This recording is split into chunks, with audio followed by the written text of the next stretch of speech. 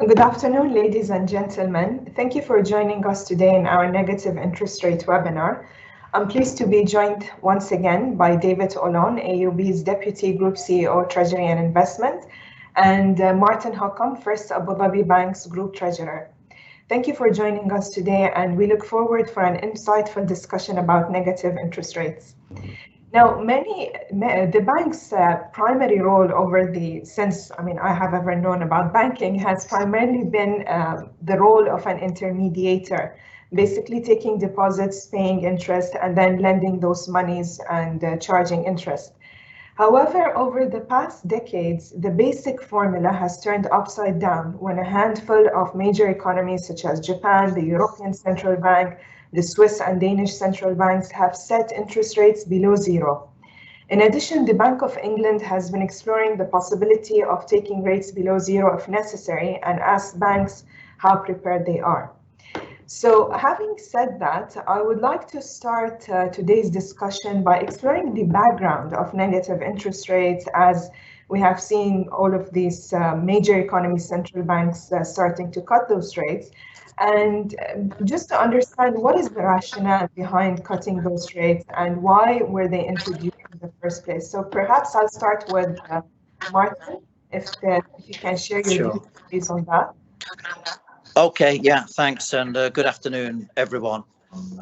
Yeah, I think just in terms of context, I'm probably the oldest person on this call. I usually am nowadays, but I remember the times from the late 1970s and in the early 80s. I remember when I first started working in banking. There was an interesting discussion at that time about whether or not negative interest rates were a possibility. This at the time was seen as something quite exotic, and I remember one of the economists claimed that in sometime in 1971, for one day, the Swiss bond had gone negative for some technical reason. But the idea that rates would be negative and even this low and negative for a protracted period was really seen as quite the kind of thing that an academic researcher might do at university as a thesis, not a real world phenomenon. So here we are, 40 years later, with this whole new world of negative interest rates. And again, the background to it has really been driven by macroeconomic factors. So Japan, was one of the first countries to go into a very low rate environment.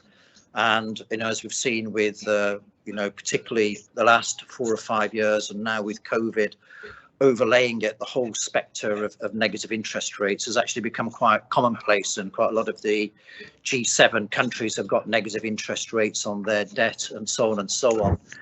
So the driver behind this, has been the economic theory that lower interest rates stimulate consumption. If you actually make people have a negative interest rate, it then kind of almost like forces them to spend rather than to see their savings and their balances depreciate in value in absolute terms.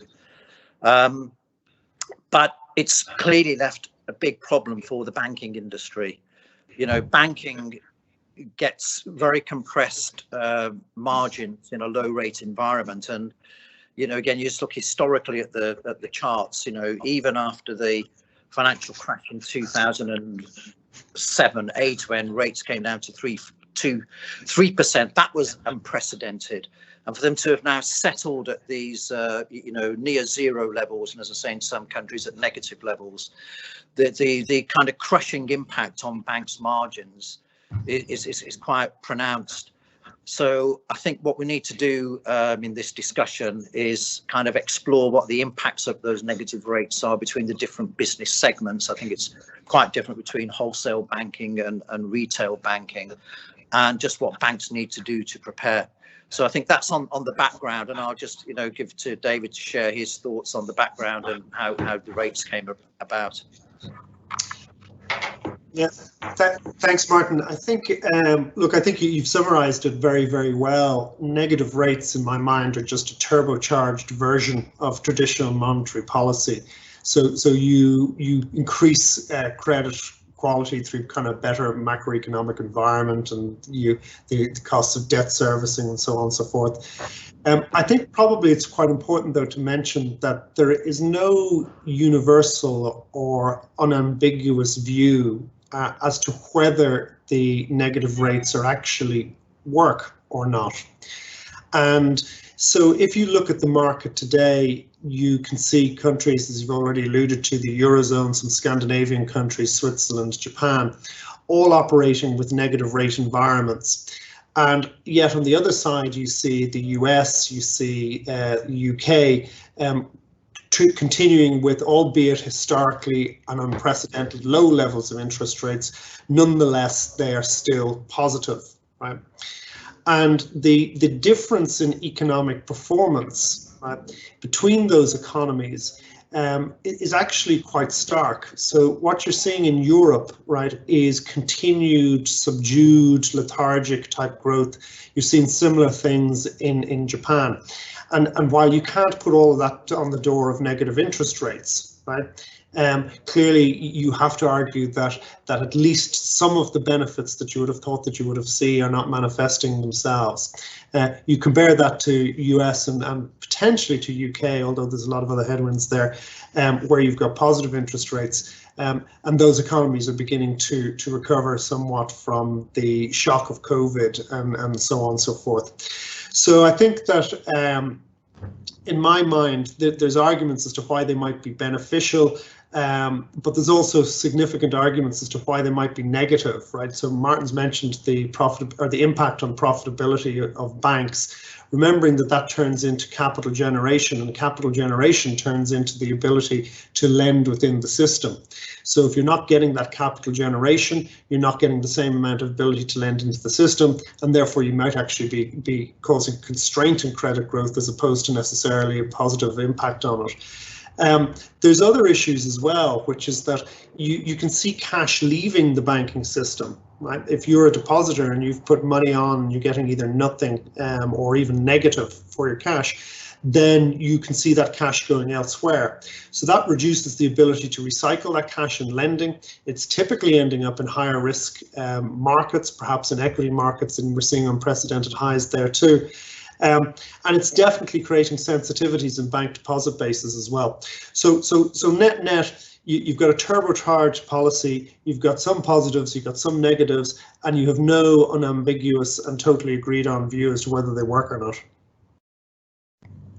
Thank you for this kind of comprehensive view of the negative interest rate. However, I would like to kind of break it down a little bit more for the sake of the audience. So when we speak about negative interest rate, it effectively, means that we are charging the depositors for keeping their money with the banks. And now, obviously, even the banks themselves placing money with the central bank, they are being kind of penalized for having that excess cash being placed over there. So it means that if I have excess cash, then it's not really a good thing with a negative interest scenario. So this has definitely put a pressure, like you've mentioned, about the net interest margin, the profitability, as well as on the cash circulation within the economy. So in terms of the impact on the banks, like from a liquidity perspective on one side, and then on the other side, how can they manage between having the deposit, encouraging the depositors place their funds with the bank, but at the same time they have this negative interest rate scenario? Yeah, let me start on that one and move through. So I can't take this experience from what I've seen in banks in general and some of the background from FAB, where we're actually we have we've got two major divisions, which is a corporate bank and a retail bank. The ability to manage negative interest rates through the wholesale bank is probably greater, in that a lot of the counterparties are large companies and so on and so on. So they've got the understanding, though, if you've got portfolios in currencies like euros and and in Japan, then the ability to actually say to clients that you're placing money with us at minus 1%, 1.5%, whatever it might be, 50 basis points, it's more viable in that market because of the market professionalism and the nature of those counterparts. Where it becomes another issue, I think, is in personal banking and private wealth banking.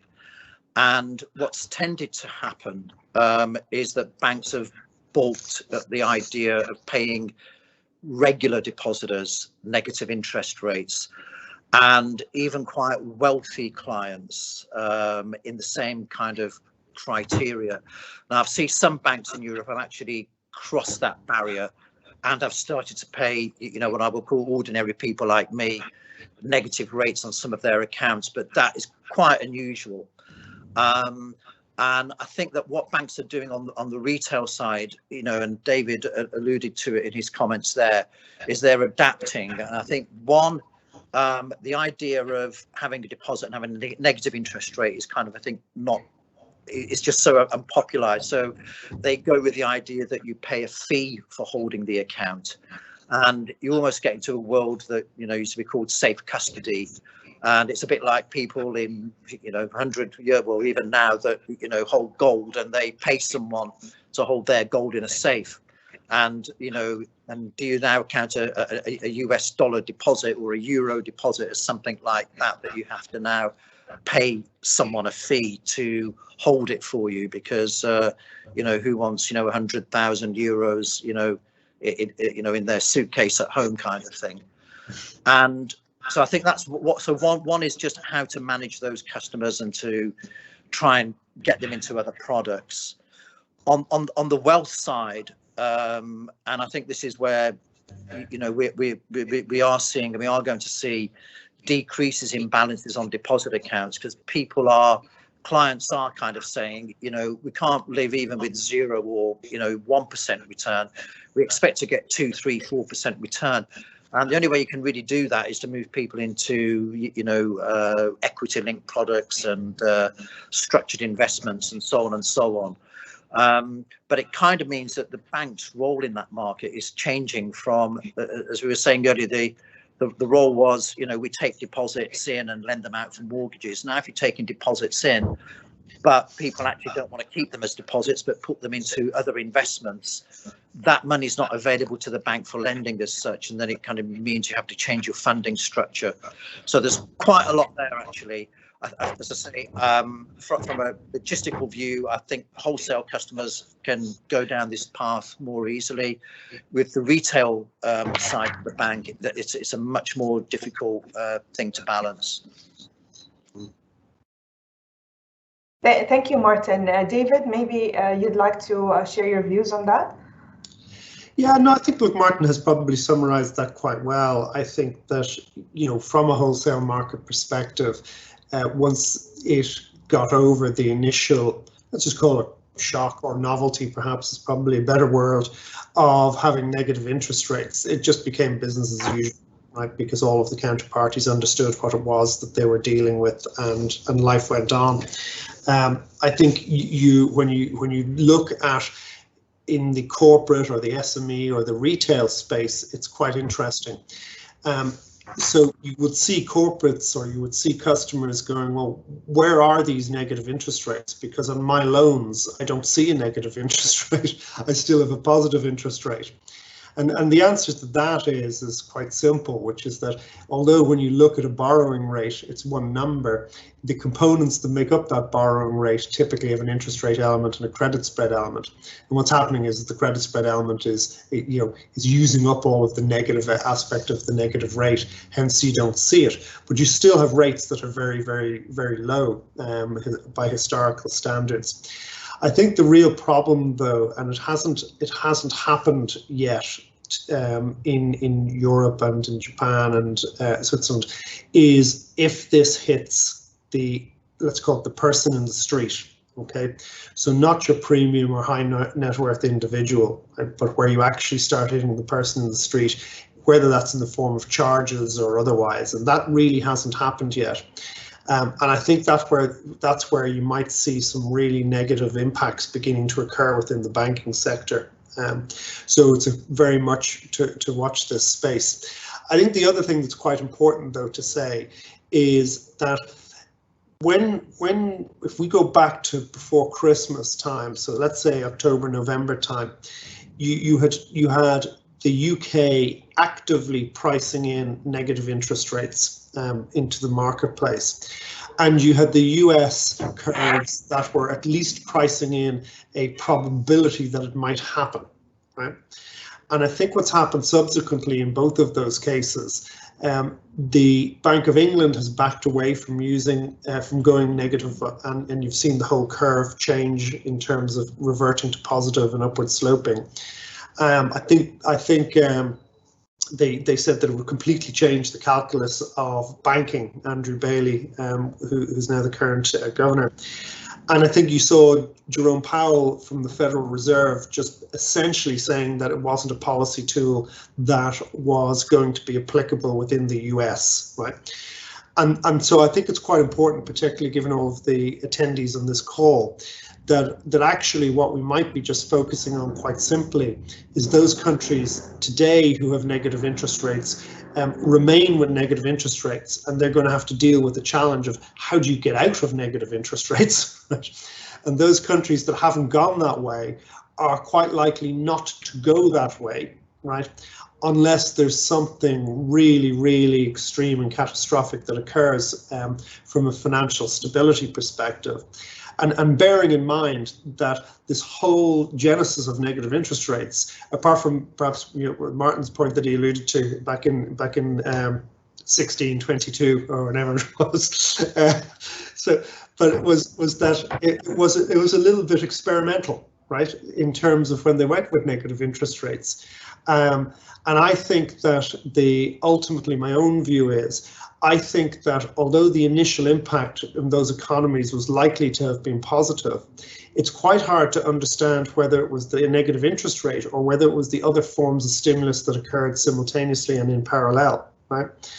And I think that the cost to the economy over an elongated period of time is likely to be quite high, right? You can think about simple examples of if you were a pensioner, right, and you were relying upon your savings, right, in order to live. Well, you can't anymore because there is no interest, right, to do so.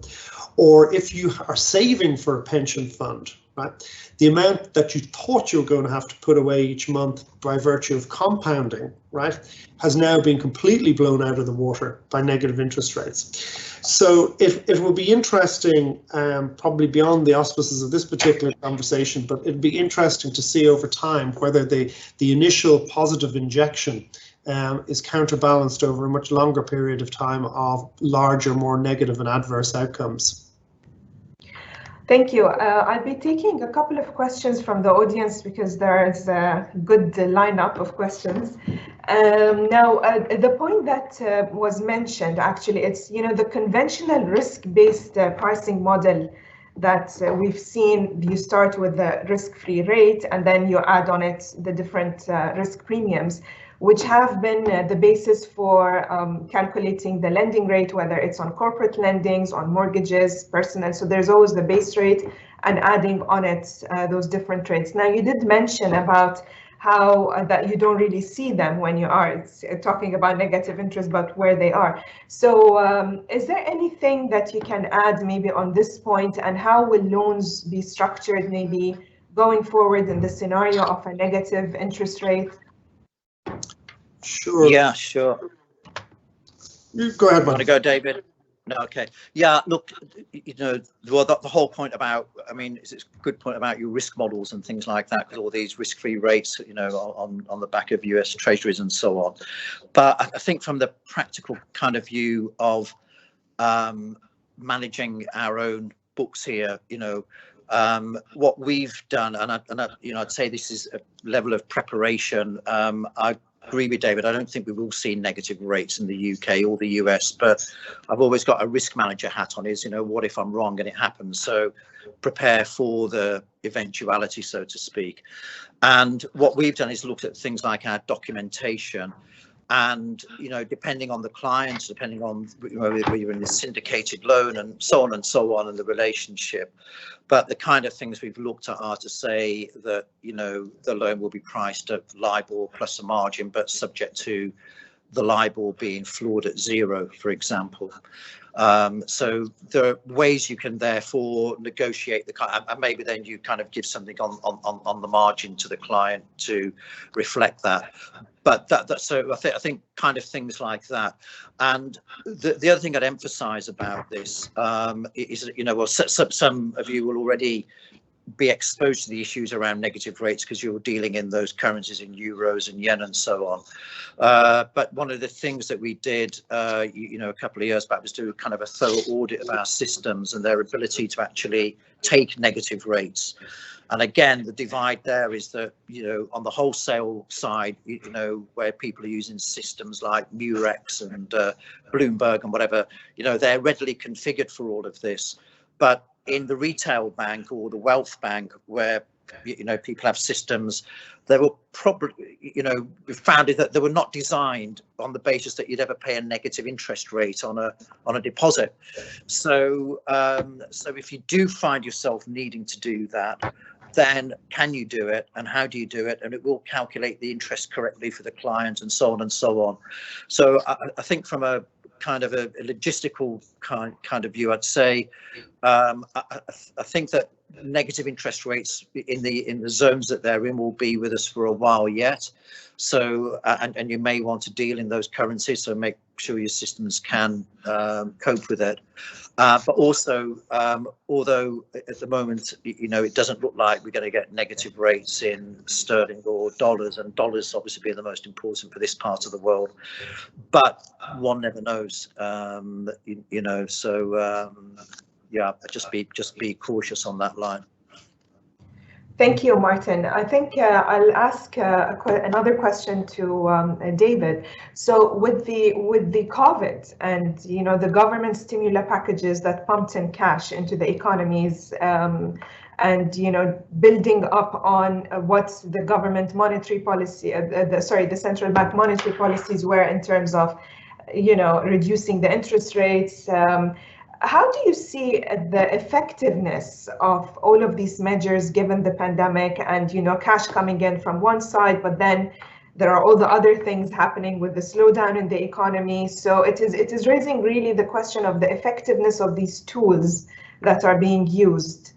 Yeah, I think it's a very, very good question. I think the first point that I would make is we have to give monetary policy a little bit of a break, right?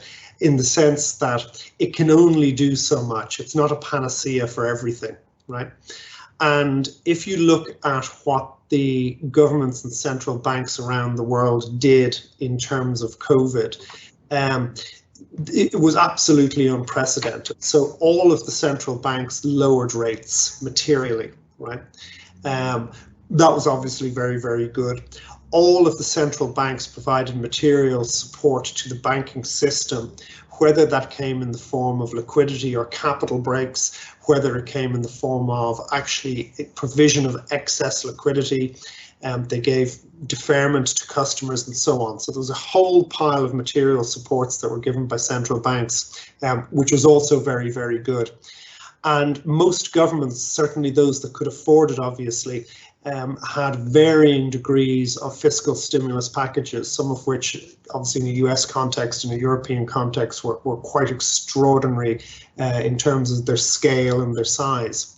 So when you think about that level of support that came into the marketplace, into the real economy from central banks and from governments, right, to be honest, the interest rate as to whether it was very, very low or actually negative was probably marginal in terms of the level of support that it would drive. And I don't think it really made that much difference because what had gone before it was so awesome in its scale. Thank you. And from the discussion that we have mentioned and about what is really the theory or the intention, the motivation behind having a negative interest rate, which is basically to stimulate the risk-taking mentality and having, you know, boosting the economy by investing into different sectors. However, since investors, you know, that are thinking about where they will diversify their funds, especially with the time of uncertainty, And the question here is, do they really go and invest into sectors which were desired by implementing all these policies, or are they sticking with the familiar and still going with the, I would say, the kind of low risk kind of financial assets, as well as the real estate, which they are used to seeing it, and they would have that expectation that it will always be raising in value? I'll take that, Martyn, or do you? You go, David. I think everything is always at the margins. That's the first thing to say. So you won't get the entire cohort of savers within the banking system all acting en masse on any given particular stimulus effect. But there's no doubt that you're seeing it at the margins in terms of, as Martyn already alluded to, for example, depositors moving into structured products. You're definitely seeing funds flowing in, deposits flowing into ETF funds and other forms of managed investments. You're seeing equity markets at all-time highs. Now that's a function obviously of valuations, but valuations are a function of liquidity coming into the marketplace, right? So what can you sell the next share for? I'll probably get shot for saying this next thing, but you're also seeing it in cryptocurrencies, right? Where not just Bitcoin, but if you look at the diversity of crypto coins that have appeared underneath the banner of Bitcoin, if you like, it's huge, right? There's new cryptos appearing every day, they're thribbling in value and all of those types of things. So I think that it is unequivocal, right, that these low level of rates, I know we're meant to be talking about negative rates particularly, but let's talk about low and negative rates. This low level of interest rates is taking people's liquidity and diverting it as they seek just some form of incremental yield. And only time will tell whether that was a good strategy or not a good strategy for individuals and for the market in general. But usually what you find is that where money en masse migrates from one location to another, and the motivation of that migration is not focused on the investment proposition that it's going to, but it's focused on avoiding a loss in where they were, that usually doesn't end well. Yeah, I think, to just reinforce that, I think it's creating huge asset bubbles. And to the prior point about our low interest rates, the right, think about the demographics in Europe and the US.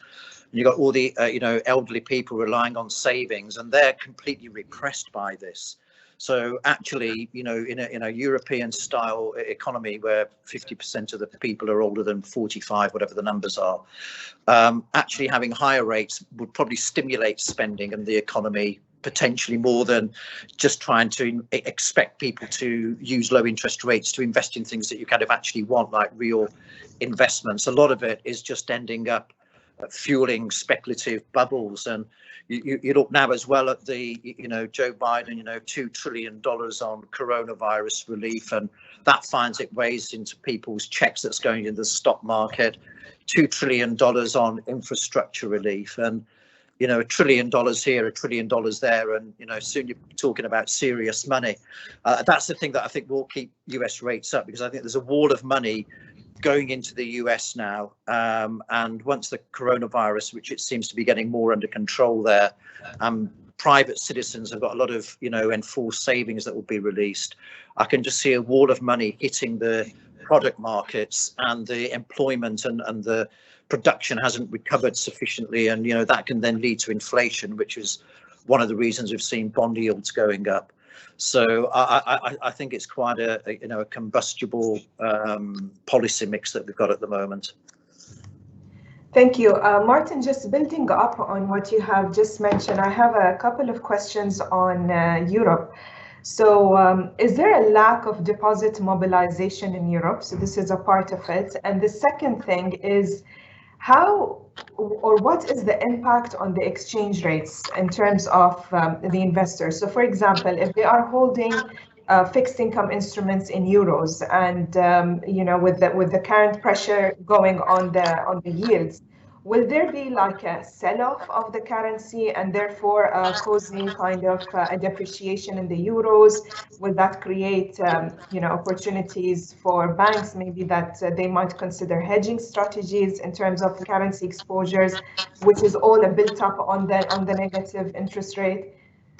Yeah, there's a few things to unpick there. One is just the level of deposits in the system, and where this has really got conflated is with coronavirus hitting at this time as well. So if you look at I know the UK data better, but the UK banks have been flooded with deposits.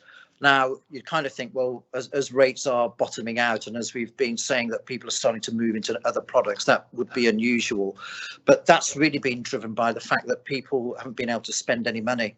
It literally is a coronavirus impact. So there's a force happening there, which I think is masking to some extent the impact of these very low and negative rates. And in terms of the attractiveness of investments, well, again, what we tend to see is as stronger data, and seen it. I mean, the thing that surprised me has been the strength of sterling, but I think that's been on the back of sterling and the UK have seen to be getting out the coronavirus earlier. That's pushing up interest rates. So when you push up interest rate, that tends to benefit the currency. And if you're holding, investments in that currency. So I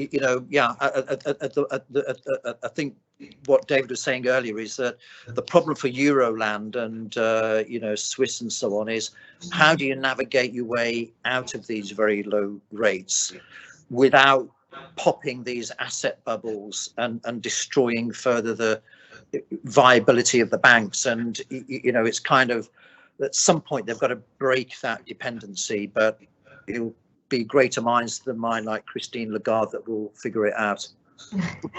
Thanks, Martyn. And I think there's quite some interest on the liquidity aspect. And the question I have here is that governments use the interest rate to encourage the investment to check the inflation. What could be the motive by introducing negative interest rates when banks would not be able to attract liquidity, nor depositors have the opportunity to invest?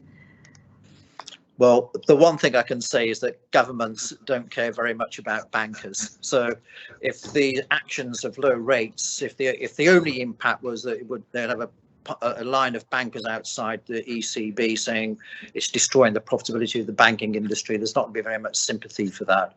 So I mean, they've followed a macroeconomic theory that low interest rates will do all the things that the questioners are indicating, reflate the economy. But I just don't think it's working out in the way they expected. The banks are a casualty of it.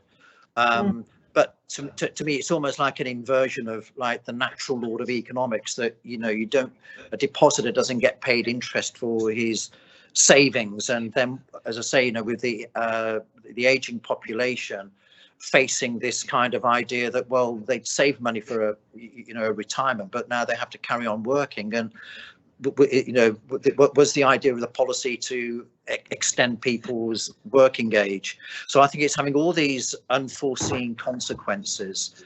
And I, as I say, I think the UK and the US have probably got a better path out of this by not having lent in so heavily into the negative territory. Thanks, David. Maybe you can share your views on this question. Yeah, I think it reminded me, the question was about if there was no liquidity. Could you just remind me on the question again, Zeeba? Yes, so the question was basically about that the governments are using this as in order to stimulate the economy. However, if the banks will be, like Martyn said, the casualty of them, then what's the point? Yeah, look, I think that's a very interesting question. It goes back, I think we alluded to it earlier in the session around whether it would allow for the transmission of liabilities or of deposits into lending, and I think that clearly it has a well, the jury is out. If you read reports from the Bank of International Settlements, right, specifically looking at EU banks, what they will argue is that the amount of lending that has gone on in the EU since about 2014 has increased, and therefore negative interest rates has supported lending. I'm making a very, very short summary of a far more detailed and academically robust paper. But the flip side of it from a practitioner's perspective is maybe that would have been more growth if you hadn't had negative rates in the first place. Why? Because the loans are not as profitable. It becomes more difficult to cover your cost of risk, right? Therefore, you don't generate as much capital. Therefore, you don't have as much capacity, and ergo, it kind of continues onwards. So I can't give a definitive answer to the question because it's a great question. I think only time will tell. But I can say that there is a material risk that by going to negative interest rates in order to promote incremental material lending, right, in order to stimulate the economy, may not hold as true as what they hoped it would hold when they initiated these policies in the first place. Exactly. I mean, if we think about it in another way, it's if governments are trying to attract funding and they are going to be issuing all of these government bonds, but then what are the yields on those bonds, and how will they be able to attract investors to come and invest in those bonds?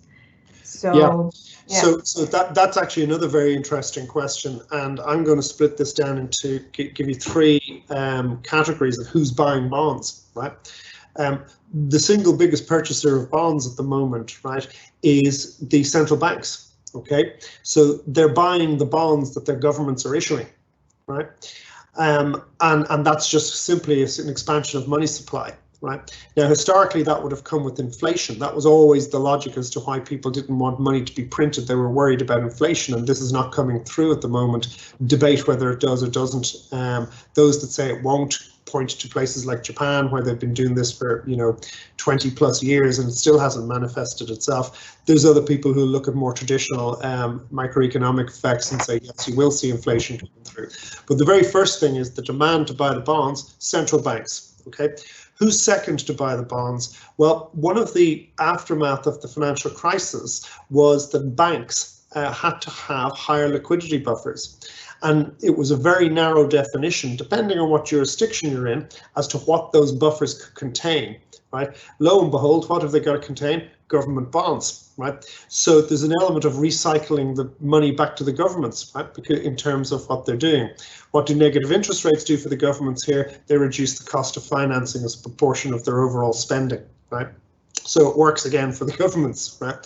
And then if you look at the third category, by the time you take out the first two, the real demand in the marketplace, right, which is typically coming from, let's call it buyers who have to hold it either for purposes of duration matching and liability matching or for risk aversion, right? They don't really hold it because of the yield. They hold it because they have to. Right. And I think that this is creating distortions as well. It's why you had the whole thing around what they called the taper tantrum. A number of years back when the Fed kind of indicated that they might switch off purchasing bonds. And now what do? They make sure that they keep repeating ad nauseum, we will let you know well in advance before we ever switch off purchasing our own bonds. So the bond market itself is really, really quite distorted in terms of what's going on. And I don't have the rate in front of me, but I have this, I think it was Greece who very recently did a 30-year bond. Somebody will probably correct me, but it was a 30-year bond at a de minimis positive interest rate. And that's a country that defaulted and had its debt restructured, right? And I'm not casting aspersion on Greece, I'm just casting back people's minds back to the actual what had happened post-crisis. So that's how it's all happening. Thanks, David. Martyn, would you like to add anything on this? Yeah, well, as David said, I mean, the kind of the sleight of hand of the central banks buying the government debt and everything all stays in the public sector, and the sustainability of that through time. I think where this may unwind, and one of the, I don't know, might say it's a tail fear at the moment, but if we do get a sustained takeoff in inflation, I mean, people have forgotten inflation. Inflation was the #1 enemy of the Western economies in the 1970s and 80s, and it was all that people knew about. Now, for the last 20 years, inflation died. But there's a lot at the moment that indicates that, as I say, as we come out of the COVID and all this money that's being poured into these economies and the zero rates and the fact that economies have got to, restore their productive capacity, there's lots of reasons why you might see inflation spike up. And at the moment, the Fed and others are taking the view that, well, we'll let it spike up and we'll let it run for a while. But that's kind of tends to be the time when these things get out of control.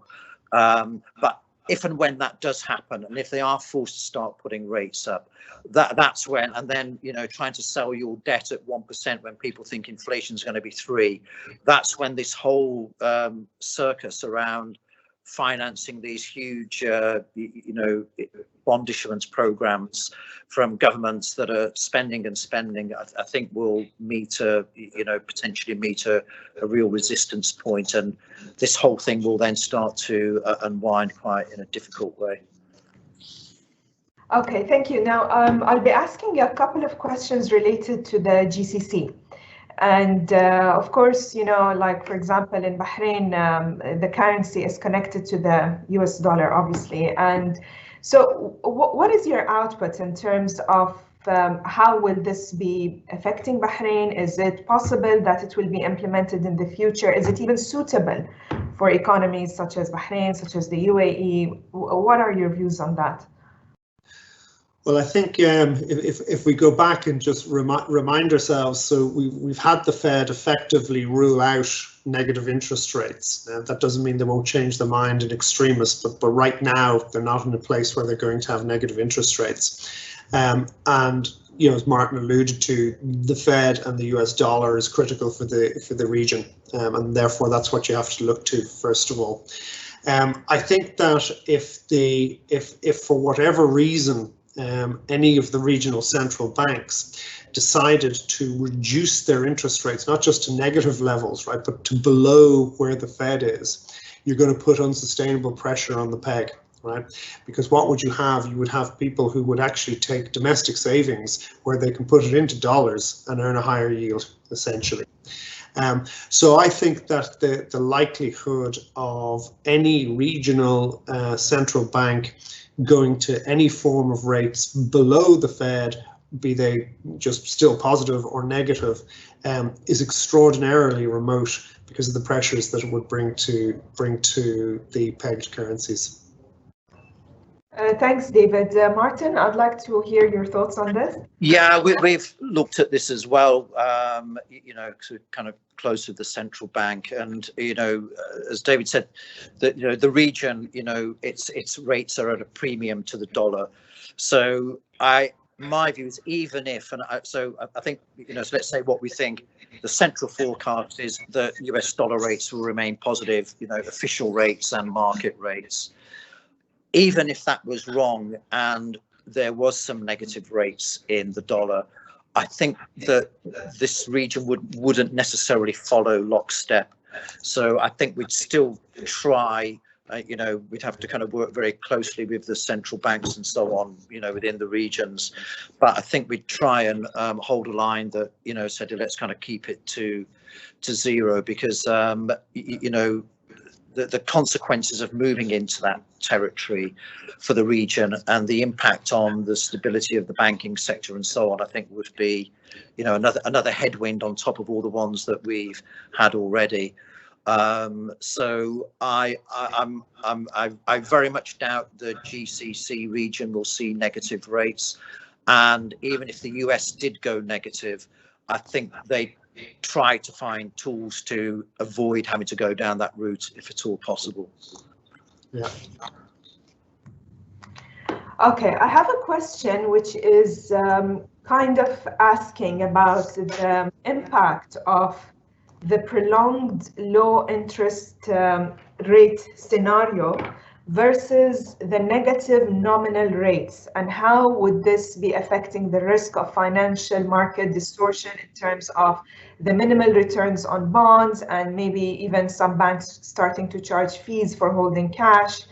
And so it's basically about looking in the long run, because we have been in a low interest rate scenario for quite some time. And so what are your views on this? Well, I mean, on the low rates, I mean, we kind of published this in our results, and I can't remember the exact numbers, but if you look on our investor relations pack, we've got a thing that talks about our interest sensitivity, and I think it's something like for every 25 basis point reduction in rates, it costs FAB about 300 million dirhams. Now, we wrote that when rates were, you know, kind of at 2% kind of thing. So the last 18 months, 2 years, you know, we felt that here in the UAE, in the region. And that is it's just a crushing down on the banks, you know, but banks don't do well when rates are this low. That's just, you know, the dynamics of the margins and so on, because the loan rates fall down, but you can't pay less than zero to your depositors, or we certainly have chosen not to do that. So I think there's a combination of low rates. If we're in, you know, that phrase lower for longer, so if this is going to be the way the world is for the next 2 years or something of that order, next 2 or 3 years, then you know, we've seen bank profitability reduce. Our profits were down about 20% in 2020 because of those rate reductions primarily, and it'll leave us kind of bumping along the bottom to an extent. I mean, sure, the bank will innovate and we will go into wealth products and so on and try and get fee products, but it's a difficult situation to navigate. Thanks. David, your thoughts on this? Yeah, I would just echo what Martyn is saying, and I think the question also just referred to asset markets more generally, which we spoke about, I think, earlier in the conversation. You clearly get people who'll say on one side that there's, you know, danger, there's leverage, there's asset bubbles and so on and so forth, and then you get people on the other side saying no, valuations are all justified and everything's fine, you know. I always think you can think of things in a very simple way, and it reminded me of a story that I think it was one of the US presidents, JFK's father, was getting his shoes polished in Wall Street, and the guy who was polishing his shoes in 1929 gave him a stock tip. And at that point in time, he decided to sell all his shares, right, and managed to avoid the crash in October that year. If you just ask yourself how many of your friends and how many of your acquaintances are talking about equities and giving you equity tips or crypto tips or whatever, it kind of has that similar vibe to me at this moment in time. And I don't mean that in any kind of derogatory way, but when financial markets get into the psyche of everybody's everyday life, right, that to me is probably as big a signal as anything, is that we might have trouble ahead. Because what happens if you have a slight wobble in asset prices, then in the same way as everybody went in en masse, everybody tries to get out en masse. And as we all know, it's much easier to get into something than it is to get out. Yeah, there's plenty of banana skins. In fact, just for the audience, generally, David and I were chatting earlier, we were talking about the hedge fund Archer loss, whatever it's called, but that, you know, 30 billion loss, and the fact, you know, it's just come out of the blue, and major banks in the US being hit by it. And then you look at, you know, Robin Hood and, you know, all that kind of thing. And there's a lot of speculative, excessive flows going. And as you say, that there's just like plenty of banana skins out there.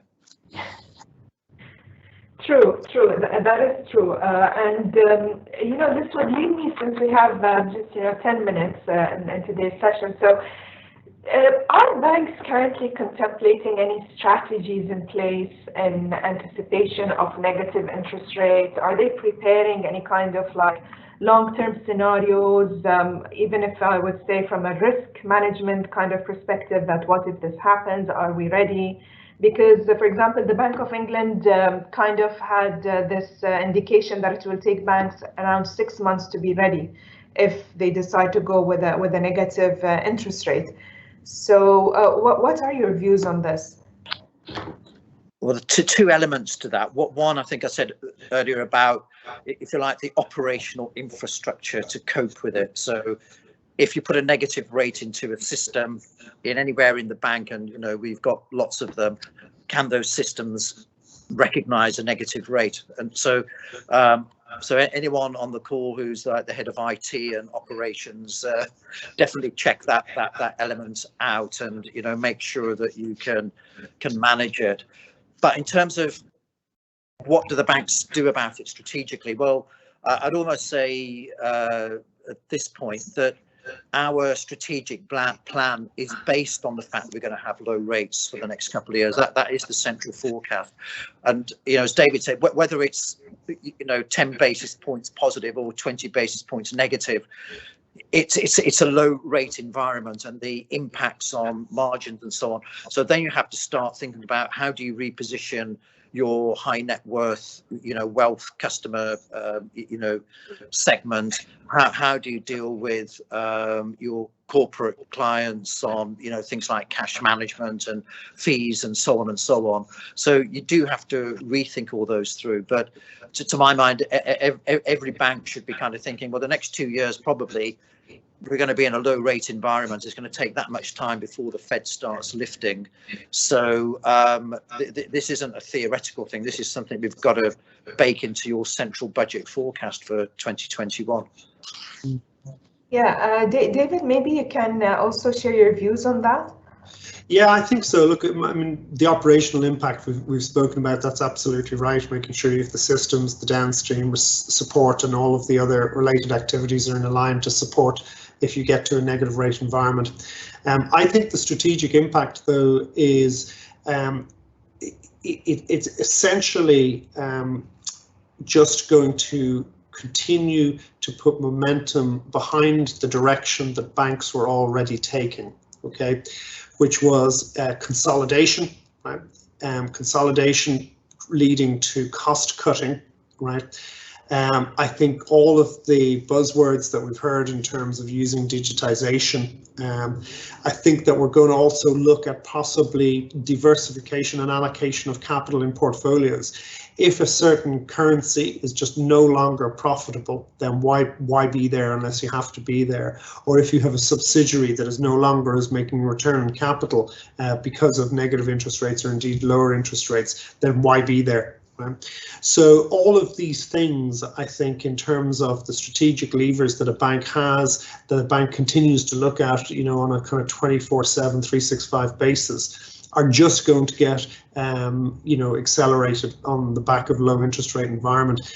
And I think that the likelihood, again, of going back to any form of, let's call them high interest rates, right, is going to be very, very low for a considerable period of time. Certainly, I would say for the rest of my career, which I hope, by the way, doesn't end immediately after the call, but but for the next kind of decade or so.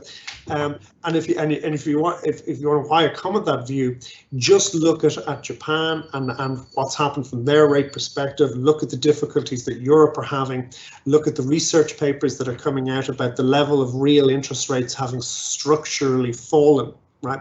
So these, to me, are not effects that are going to go away. And I think, therefore, all of the things that you're reading about every single day about one bank merging with another bank, or one bank having a new technology, or cost cutting going on, or so on and so forth. And just look at what's happening in Europe. Look at the ROEs on European banks, right? They're hoping to get around 5 or 6% return on equity, 5 or 6%. It's incredible, right? And then you look at a higher interest rate environment, whether it's within the region here, where typically you're seeing ROEs, and let's say even in a COVID world, or in a pre-COVID world, you were seeing them in the 15 to 16, 17%. In a post-COVID world, or during COVID, maybe that's come down to 9, 10, 11%. So the profitability, the ability of banks to actually make money in low rate environments, no matter what you do, right, is really, really difficult. Thank you. So I will ask one final question, and it will be like a compounded question. So the first part of it is, the points that were mentioned, and, when I started the webinar today about the traditional role of banks being financial intermediaries. And from what we have discussed now, there are a lot of structural changes that are taking place. So on one aspect is the digitalization, the rise of the virtual banking. Last time we discussed about the IBOR and what could possibly happen there. And now today we are discussing about banks even possibly having to charge customers for depositing money, and the fact that they might actually be leaning more towards riskier products and becoming more of wealth and private banking kind of focused instead of the lending.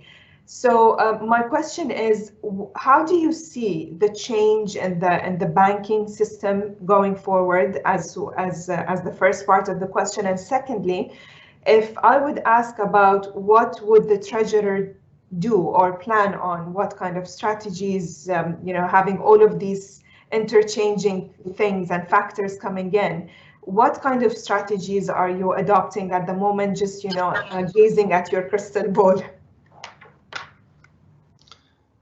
So we can start with you, maybe. Yeah, Martyn. Okay, yeah. I mean, I think one of the things, and just picking on what David was saying there, is that again, leaders in the banking industry, they need to reset the clock, and the clock that used to say 15 to 20% return on equity is what we get. Need to kind of reset that clock to between 7 and 12% or something of that order, because if you don't do that, and if you kind of say, well, we always used to make this, so let's just make it, we've got to fight our way through, it'll force you down the risk curve, and you'll get into very risky kind of products and investments and so on and so on. So in a way, your desire to go backwards, your strategy will have to take you down the risk curve, because that's the world that we're in right now. So I think one of it is having an honest appraisal of the banking sector and the returns that can be made, and then within that, you need to work through and sweat your products. And where you see things that are just not really, a lot of times, one thing about very high margins is that they allow you to be subsidizing parts of the business that aren't really that viable, but because the income's so strong, we can keep on investing in it and hope it will come good in the future. So the kind of things that we've got a new chief executive appointed at FAB very recently, Hannah Rostamini, and what she's doing is having all the executives do a thorough reassessment of all of the lines. What are they making? We're involved in assessing all of that, and actually just kind of making the real decisions about, well, where do we really make money? Where can you put stuff in? And in times when we had lots of surplus and we could cover up maybe some businesses or regions or whatever that weren't so able to make it, then this is the time to make decisions on those difficult decisions, really. Yeah. Thanks, Martyn. And the final notes, perhaps, from David on the same question. Yeah, look, I think the basic premise of a bank, won't change, but obviously, I think how if you take, Martyn used the word to kind of sweat the products or sweat the balance sheet, and I think that's absolutely right. I think banks are going to have to be far more analytical in their approach to how, who, where, and what they do business, and understanding the profitability and the return that they generate from doing that. Now, what does that really mean? It really means getting down into the actual data of what it is that you're doing and how you're pricing it and what are the risks associated with it, and so on and so forth, and making sure that there is a honest and open conversations around how you do cost allocations and those types of things, right? But where do you end up? I think you have to remember banking is a very, very old industry, right? And it's been through every single challenge that humanity has been through, right, over the centuries, right? And this will be no different, right? So, but how it emerges from it, I think, as I said, even with consolidation, which suggests larger, right, but also it'll be leaner, right? It won't have bloated cost base. They'll be effective in the use of technology, both from a product delivery perspective and from all of the internal processes, etc., that go on with that. It has to compete with some of the new fintech companies that are emerging, whether they're the kind of Stripes of the world or whoever it may be. So although I know that it kind of sounded like a bit of a doom and gloom session for a Thursday afternoon on negative interest rates and woe is the banking community, right? And as Martyn said, we'd get no sympathy if we turned up outside the ECB or the Bank of England or the CBB or whoever. Equally, you know, it's quite an exciting time because it's going to go through a massive transition. And what will emerge at the end of all of this, as I said, is probably larger, leaner, faster, and more relevant to what customers need to see from their banks. Thank you. Thanks, David. And I think we are just right on time with the session today. And I want to thank you a lot, Martyn and David, for your participation and for your insight today. I think it was a very interesting session, and we covered almost all the questions from the audience. So thank you once again for your time today, and I look forward for future discussions. Thank you. Thank you. Thanks, everyone. Thank you. Have a nice weekend.